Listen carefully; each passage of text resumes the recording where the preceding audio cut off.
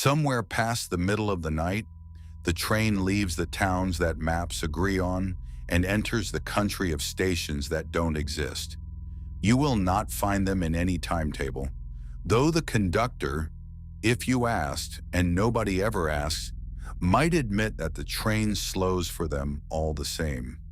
It slows the way a reader slows at a favorite line, not stopping, only lingering, so that the lamplight of each impossible platform has time to slide across the windows like warm water. The first tonight is Aldermoss. Its platform is stone, old stone gone green at the edges, and its single lamp burns the color of weak tea. There is a bench under the lamp, and on the bench a folded blanket nobody has claimed in years, kept dry by a tin roof that ticks gently when it rains. Behind the station, the land rises into a low hill, and on the hill you can just make out the shape of a village asleep. Slate roofs, a thread of chimney smoke, a window or two still gold. The train does not stop. It never stops at these stations, and perhaps that is what keeps them. A place that is never arrived at is never used up, never worn down by suitcases and goodbyes. The wheels soften their rhythm, the carriage lights dim a fraction as if in greeting. And then Aldermoss is behind us, its one lamp shrinking to a spark, the spark to a memory, the memory to the comfortable dark of fields. Pale Orchard comes next, announced by its smell before its light. Apples, somewhere out there, rows and rows of them breathing into the night. The station is hardly more than a wooden shelter and a sign whose letters have faded to the gray of moth wings. But the platform is swept, always swept, as though someone tends it between trains that never come. Behind the fence, the orchard goes on for what feels like miles, branches heavy and patient, and here and there a windfall apple lies in the grass like a small dropped moon.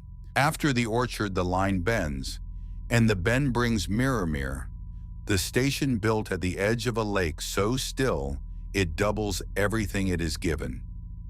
2 platforms then, one of wood, one of water, 2 lamps, one burning upward and one burning down.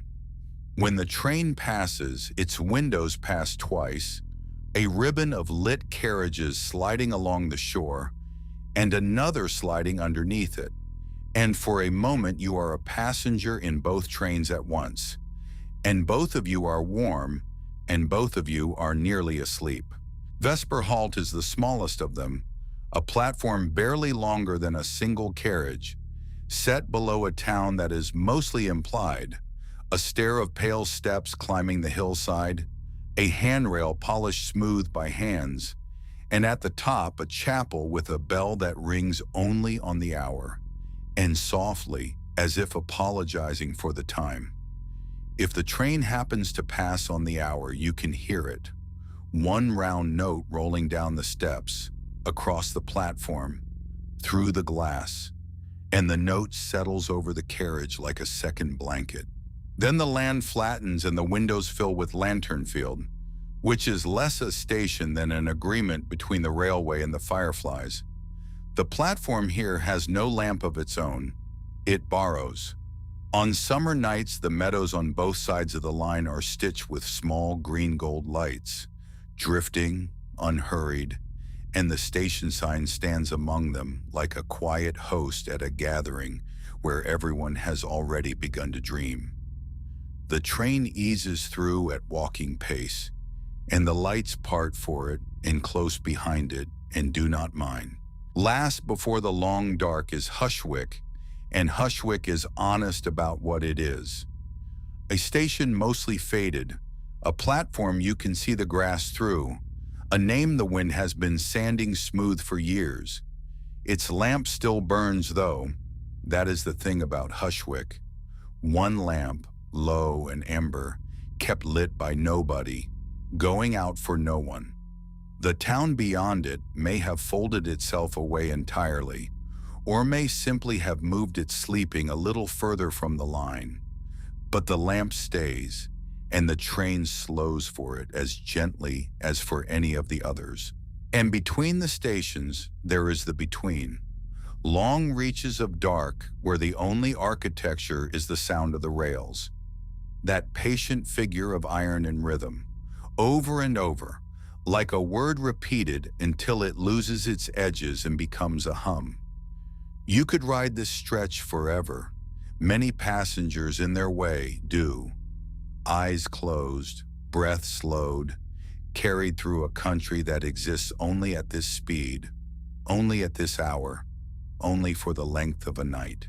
Somewhere ahead, the first of tomorrow's impossible stations is already trimming its lamp. It does not matter which one it is. The train will slow for it and lean a little and let its light wash through the carriage and move on. You do not need to watch for it. You do not need to do anything at all. The night is long. The seat is warm. The wheels keep their promise. Sleep if you like. The stations that don't exist will go on existing without you, softly, just outside the glass.